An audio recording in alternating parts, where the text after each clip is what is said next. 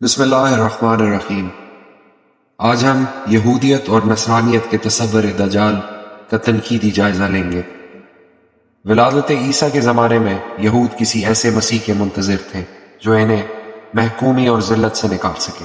انہیں یہ یقین تھا کہ مسیح داؤد کے گھرانے میں پیدا ہوگا اور انہیں شریک سلطنت بنائے گا اور اس کی عظیم بادشاہت کے ڈنکے چہار سو ہوں گے۔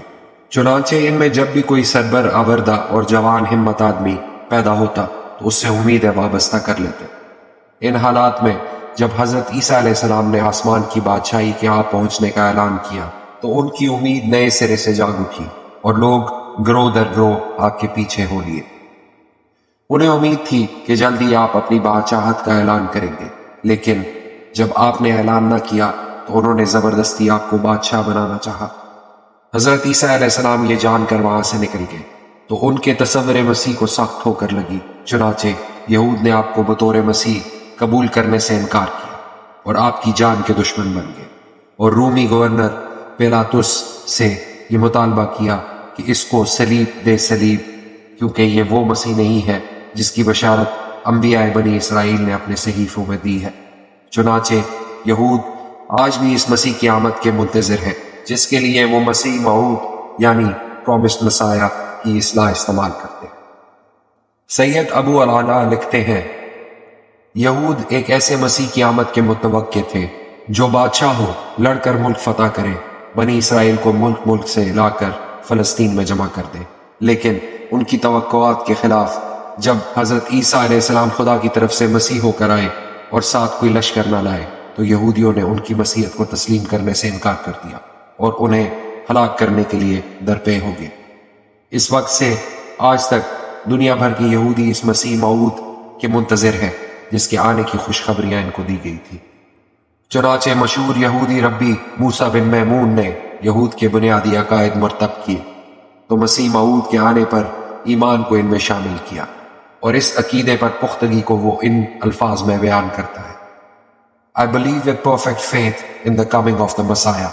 Even if he delay, I will wait every day for him to come. میرا مسیح کی آمد پر پختہ ایمان ہے، اور اگر وہ دیر کرتا ہے تو بلا شبہ میں ہر روز اس کی آمد کا منتظر ہوں کہ وہ آن پہنچے۔ مسیح موعود کے بارے میں یہی عقیدہ دجال کو بطور مسیح تسلیم کرنے کا باعث ہوگا۔ برانٹ آر جیفری لکھتے ہیں، The Messianic vision is the greatest inspiration that motivated and instilled hope in the heart of Jews for thousands of years. Tragically, this messianic expectation will one day lead many in Israel to initially accept the Antichrist and false prophets' messianic claims. مسیحی بصیرت ایک عظیم ترغیب ہے جس نے ہزاروں سالوں تک یہودیوں کے دلوں کو ڈھارس بندھائی اور ان کو متحرک رکھا۔ المیہ یہ ہے کہ یہی مسیحی توقع ایک دن کئی اسرائیلیوں کو مخالف مسیح اور جھوٹے نبیوں کے دعووں قبول کرنے کے لیے راہ ہموار کرے گی۔ مشرق وسطیٰ کے حالات اور نبی کریم صلی اللہ علیہ وآلہ وسلم کی پیشن گوئیوں کے پس منظر میں سید مودودی تفہیم القرآن میں سورہ احزاب کی تفسیر میں لکھتے ہیں، اب اگر کوئی شخص مشرق وسطیٰ کے حالات پر ایک نگاہ ڈالے اور آپ صلی اللہ علیہ وآلہ وسلم کی پیشن گوئیوں کے پس منظر میں ان کو دیکھے تو فوراً یہ محسوس کرے گا کہ اس دجال کے ظہور کے لیے سٹیج بالکل تیار ہے، جو آپ صلی اللہ علیہ وآلہ وسلم کی دی ہوئی خبروں کے مطابق یہودیوں کا مسیح موعود بن کر اٹھے گا۔ اس ریاست کے لیڈروں نے اپنی اس تمنا کو کچھ چھپا کر نہیں رکھا کہ وہ اپنی میراث کا مالک حاصل کرنا چاہتے ہیں۔ ان حالات کو دیکھتے ہوئے صاف محسوس ہوتا ہے کہ آئندہ کسی عالمگیر جنگ کی ہڑبونگ سے فائدہ اٹھا کر وہ ان علاقوں پر قبضہ کرنے کی کوشش کریں گے، اور ٹھیک اس موقع پر وہ دجال ان کا مسیح موعود بن کر اٹھے گا جس کے ظہور کی خبر دینے پر آپ صلی اللہ علیہ وآلہ وسلم نے اکتفا ہی نہیں فرمایا بلکہ یہ بھی بتا دیا کہ اس زمانے میں مسلمانوں پر مصائب کے ایسے پہاڑ ٹوٹیں گے کہ ایک دن ایک سال کے برابر محسوس ہوگا۔ اسی بنا پر آپ فتنہ مسیح دجال سے خود بھی پناہ مانگتے تھے اور اپنی امت کو بھی پناہ مانگنے کی تلقین کرتے تھے۔ چنانچہ ساری دنیا کے یہودی اب اس مسیح کی آمد کا انتظار کر رہے ہیں اور اس کی آمد کے لیے دعائیں کرتے ہیں۔ اپنا غضب ان قوموں پر بھڑکا جو تجھے نہیں مانتے، اور ان بادشاہوں پر اپنا غضب بھڑکا جو تیرے نام کو سر بلند نہیں کرتے۔ ان لوگوں سے انتقام لے اور انہیں اپنے غضب میں باندھ لے، ان پر عذاب نازل کر اور انہیں خدا کی جنتوں کے نیچے سے اپنے غصے کے ساتھ تباہ کر۔ اور وہ جس کے ذریعے ساری دنیا پر حکمرانی کے خواب دیکھ رہے ہیں اور اس کی آمد کو یقینی بنانے کے لیے مختلف منصوبے بنا رہے ہیں، جس کی تفصیلات The International Jews, They Dare to Speak Out, Deliberate Deceptions, Protocols of the Zionist Elders جیسی کتابوں میں چھپ چکی ہے۔ دراصل دجال اکبر یعنی المسیح الدجال ہے، اور جس مسیح سے خائف اور اس کا مقابلہ کرنے کے لیے تیار ہو رہے ہیں وہ حضرت عیسیٰ بن مریم ہے۔ مسیحیت کے مذہبی صحائف میں مخالف مسیح کی جو خصوصیات بیان ہوئی ہیں وہ احادیث میں وارد دجال کی خصوصیات سے مماثلت رکھتی ہیں۔ مثلا مخالف مسیح کی مندرجہ ذیل صفات بیان ہوئی ہیں: جھوٹا، فریبی، خدائی کا دعوے دار، حیرت ناک کرشموں اور نشانیوں کو دکھانے والا، طاقتور، دین مخالف، تباہی پھیلانے والا، خداوند کا مخالف، ناجائز طریقے سے استعمال کرنے والا۔ یہ تمام صفات وہی ہیں جو احادیث میں دجال کے متعلق بیان ہوئی ہیں۔ اسی طرح مسیحی علماء بھی اس بات کے قائل ہیں کہ مخالف مسیح یہودی ہوگا، اگرچہ کچھ بنیاد پرستوں کا یہ عقیدہ ہے کہ مخالف مسیح مسلمان ہے۔ چنانچہ گریس ہالسن لکھتی ہیں، زمانہ وسطیٰ میں بائبل کے غیر مفسرین نے کہا کہ مسیح دشمن یقیناً مسلمان ہے، جبکہ دوسروں نے اسے یہودی قرار دیا۔ 1990 کی عراق امریکہ جنگ نے مغرب خصوصاً امریکہ میں چند نئے عقائد کو جنم دیا، جن میں ڈسیپشنلزم، آرمگیڈن اور ریپچر شامل ہیں، اور ان عقائد کی ترویع و ترقی میں چند بنیاد پرست پیش رہے ہیں، جن میں جیری فلوئل، ہال لنسے، فلوئڈ، ولیم جیمز شامل ہیں۔ ان افراد کی نظریات کو امریکہ میں بڑی پذیرائی حاصل ہوئی، اور آرمگیڈن کے موضوع پر ہال لنسے کی کتاب The Late Great Planet کی 2,50,00,000 کاپیاں فروخت ہوئی۔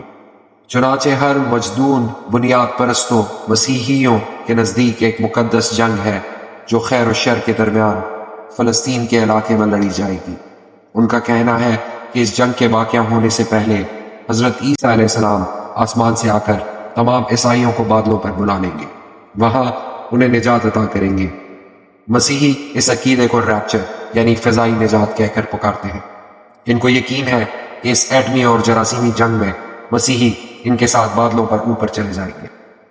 اس کے بعد دنیا سے بت پرستی اور مشرکوں کا خاتمہ ہو جائے گا، اور اوپر آسمان سے وہ خیر اور شر کا آخری مارکہ دیکھیں گے۔ ان کے عقیدے کے مطابق حضرت عیسیٰ علیہ السلام ایک بار پھر اپنے ماننے والوں کو لینے کے لیے زمین پر آئیں گے۔ یہ عقیدہ ڈسیپشنلزم کہلاتا ہے۔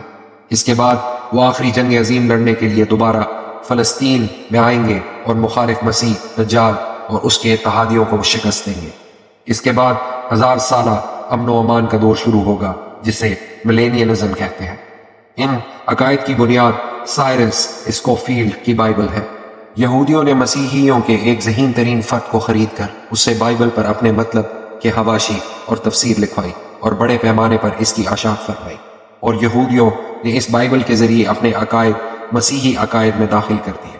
بہت سے اہل نظر مسیحیوں نے یہ نتیجہ اخذ کیا ہے کہ اسکوفیلڈ کی بائبل مسیحی عقائد کی ترجمان نہیں ہے۔ چنانچہ گریس ہالسن لکھتی ہیں، بائبل کی توضیح کا نظام جو اسکوفیلڈ نے دیا ہے وہ بائبل کی یکجہتی کو ختم کر دیتا ہے۔ یہ مسیح اور مسیحیت کی نفی کرتی ہے۔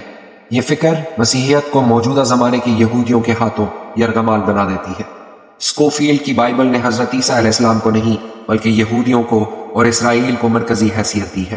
اسکوفیلڈ کی بائبل نہ صرف حضرت عیسیٰ اور مسیحیت کو یرغمال بنا لیتی ہے بلکہ خدا کو بھی اپنا تابع کر لیتی ہے۔ اس سے یہ سبق ملتا ہے کہ خدا حضرت مسیح کو واپسی کی اجازت نہیں دے سکتا جب تک یہودی اسکوفیلڈ کی طے شدہ منظرنامے کے مطابق اپنا زمینی کام انجام نہیں دے لیتے۔ یہ فضائی نجات کا سبق سکھاتی ہے۔ یہ لفظ یونانی زبان کا ہے جس کے معنی چھین لینے کے ہیں۔ ایک داخلی نوعیت کا لفظ ہے۔ اصل واقعہ تو زندگی کو از سر نو پیدا ہونا ہے۔ یہ فضائی نجات تو ایک چھوٹا سا واقعہ ہوگا، لیکن اسکوفیلڈ کی بائبل اسے بہت بڑا واقعہ قرار دیتی ہے۔ اسی طرح یہ سبق بھی دیتی ہے کہ حضرت عیسیٰ علیہ السلام ایک یہودی بادشاہت قائم کرنے کے لیے آئیں گے۔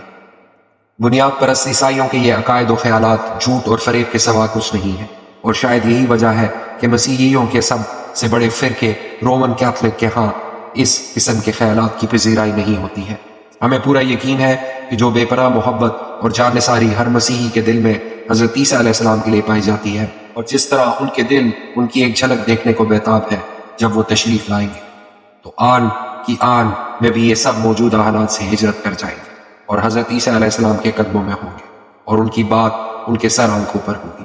یہی وہ بات ہے جس کی طرف وہ حدیث اشارہ کرتی ہے، جس میں کہا گیا ہے، اور اس کے بعد تمام اقوام ختم ہو جائیں گے اور صرف ایک ہی ملت باقی رہ جائے گی۔ دجال کے بارے میں بعض جدید مسلم مفکرین کا اتفاق رہا ہے کہ دجال ایک معین شخص ہوگا جس کا تعلق یہود سے ہوگا، لیکن لوگوں نے تحقیق کے نام پر مسلمات کو بدلنے کی کوشش کی ہے اور دجال کے حوالے سے مختلف تعویلات سے کام لیا ہے۔ چنانچہ کسی نے یورپ اور امریکہ کے موجودہ تمدن و تہذیب کو دجالی تمدن و تہذیب قرار دیتے ہوئے یہ فیصلہ بھی کر دیا کہ المسیح الدجال جس کی پیشن گوئی کی گئی ہے وہ آ گیا، اور اب مسلمانوں کو دجال کے انتظار کی زحمت نہیں کرنی چاہیے۔ بعض حضرات نے دجال کو معین شخص کے بجائے ایک شریر قوت سے تعبیر کیا جو قبل از قیامت مسلمانوں کو عظیم نقصان پہنچائے گی۔ قبل از قیامت رونما ہونے والے واقعات میں ایک خوفناک جنگ، ظہور دجال اور آمد مسیح انتہائی اہم ہے۔ سامی ادیان کے تینوں فریق یہودیت، مسیحیت اور اسلام میں مذکورہ بالا واقعات کا ذکر ملتا ہے، تاہم ان واقعات کی وضاحت اور تفصیل میں ہر مذہب کی تشریحات ایک دوسرے سے الگ ہے۔ یہودیت کے ہاں یہ تصور پایا جاتا ہے کہ بنی اسرائیل کے دشمن یاجوج ماجوج اسرائیل پر حملہ کریں گے اور ایک انتہائی خوفناک جنگ ہوگی۔ اس مارکہ آرائی کے بعد شیطانی قوتیں اور ان کا نمائندہ آرمینس ظاہر ہوگا، جس کو شکست دینے کے لیے خداوند اس موعود کو بھیجیں گے جس کا وعدہ انبیاء بنی اسرائیل نے اپنے صحائف میں کیا ہے۔ چنانچہ مسیح کے ہاتھوں آرمینس کی شکست کے بعد دور مسیحائی، جس کو مسیحانک ایرا بھی کہتے ہیں، شروع ہوگا، جس میں بنی اسرائیل امن و چین سے رہیں گے۔ یہود کے ہاں تصور مسیح کے تعلق سے سب سے بڑی غلط فہمی یہ ہے کہ جس مسیح کی آمد کے وہ منتظر ہیں اس کی آمد تو ہو چکی ہے، کیونکہ بنی اسرائیل کے انبیاء نے جو بشارتیں دی تھی ان کے مصداق حضرت عیسیٰ علیہ السلام تھے۔